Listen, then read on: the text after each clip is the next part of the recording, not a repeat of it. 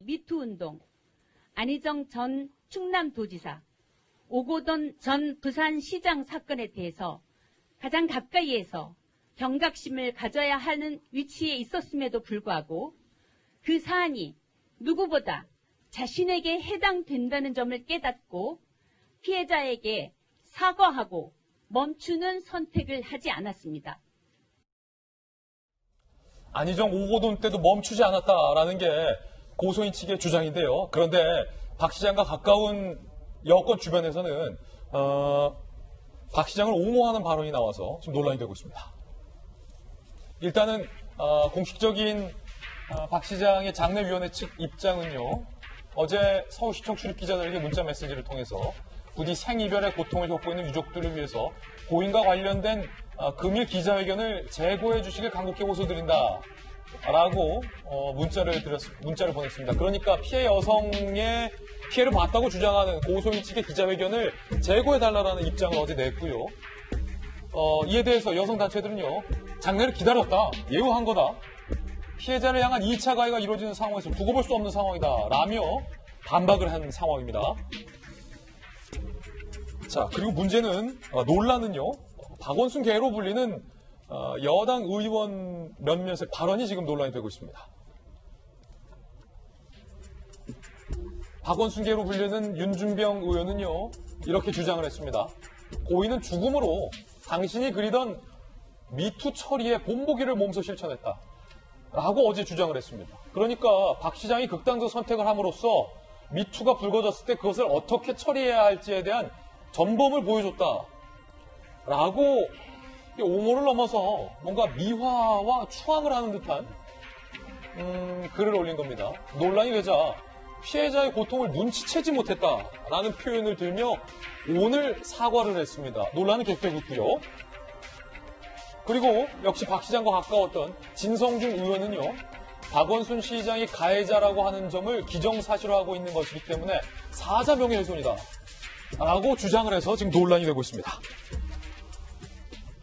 오늘 여당의 소신파 국회의원 박용진 의원 나오셨는데요. 해당 여성의 주장에 따르면 4년간 지속됐고 집무실에서 지속됐고 오고돈 안희정 때도 지속됐는데 지금 윤 의원이나 진 의원의 이 같은 주장에 대해서 미투 처리에 아주 바람직한 전범을 보여줬다. 물론 사과하긴 했지만 어떻게 보십니까? 동의하십니까?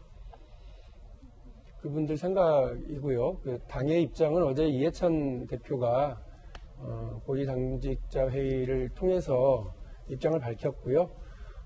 서울시정의 공백 상태에 이르게 된 것에 대해서 국민들께 사과했고, 그리고 피해를 호소하고 있는 고소인, 피해를 호소하고 있는 여성에게도 위로의 마음을 전달하면서 사과의 말을 했습니다. 이해찬 대표가 상중에는 예의를 갖추자고 얘기를 했습니다만 어제 영접식이 끝나자마자 직후에 바로 이렇게 입장을 낸 것에 대해서 이것이 더 당의 입장이라고 보시는 것이 맞을 것 같고요. 예. 당에는 저도 그렇습니다만 고인과의 개인적 관계가 깊은 분들이 상당히 있습니다. 이분들은 여러 가지가 심리적으로 좀 충돌하고 있을 거예요. 저도 그렇고 마음속에는 이런 사적 관계 그리고 이 일이 주고 있는 충격으로부터 헤어나가기가 쉽지가 않고요. 또 하나는 공적인 태도. 이 문제가 전혀 모르는 사람에게 객관적으로 제3의 사건으로 그냥 나타났을 때 우리가 가져야 될 태도라는 게 있습니다. 우리 사회에 이렇게 피해 여성들과 관련해서 아주 어렵게 마련해 놓은 작은 합의 지점이 뭐냐면 피해자 중심주의라고 하는 겁니다. 이 피해자의 입장에 귀를 먼저 기울이고 이 입장을 중심으로 해서 피해자에게 2차 피해가 생기지 않도록 하고 그리고 이것을 어떻게든 진상규명에 가깝게 가도록 하기 위한 노력을 하자라고 하는 것이 지금 어렵게 우리 사회가 마련해 놓은 원칙이고 합의 지점이거든요. 여기서부터 출발해야 된다라고 하는 공적인 입장과 사적인 입장들이 부딪히고 있을 거예요.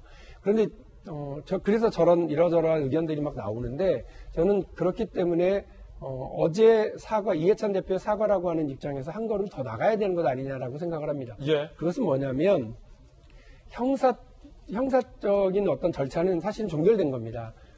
이제 피고소인이 지금 이제 사망에 이른 상태이기 때문에 더 이상 이제 수사나 조사가 진행될 수가 없죠. 그러나 1차적으로는 서울시라고 하는 기관, 직장 내 남녀 고용평등법에 의해서 서울시라고 하는 직장은 그 안에서 벌어진 일과 관련해서 진상을 조사하고 대책을 마련하고 피해자에 대한 보호 조치를 취해야 될 의무가 있습니다. 법적으로 의무가 있고요. 그 의무를 취하기 위해서 관련되고 제기되어 있는 그리고 피해자 측이 주장하고 있는 것들에 대해서 점검해 보실 필요가 있습니다.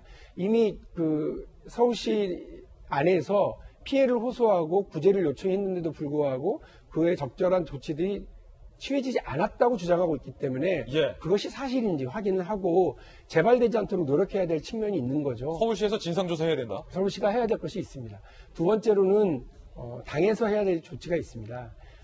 지금 말씀하셨던 것처럼 안희정, 오거돈 그리고 박원순까지 이어지는 이러한 문제와 논란들과 관련해서 당이 온전히 사과하고 국민들의 신뢰를 회복할 수 있는 길은 이 형식적으로 치우치고 있었던 것은 아니냐. 선출직 저를 비롯한 국회의원 그리고 기초의원들까지 전부 다 이렇게 공천 과정에 들어가려면 성평등 교육을 받도록 의무화되어 있습니다.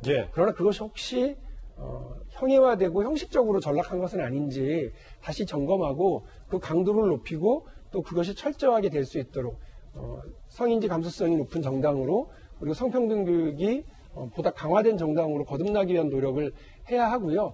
또 서울시가 이러한 조사, 앞서 말씀드렸던 그런 진상조사를 제대로 진행했는지 안 했는지 추후에라도 다시 또 파악하고 부족하다면 당도 그것과 관련해서 조사를 할 수 있는 자세가 되어 있어야 된다고 저는 생각을 합니다.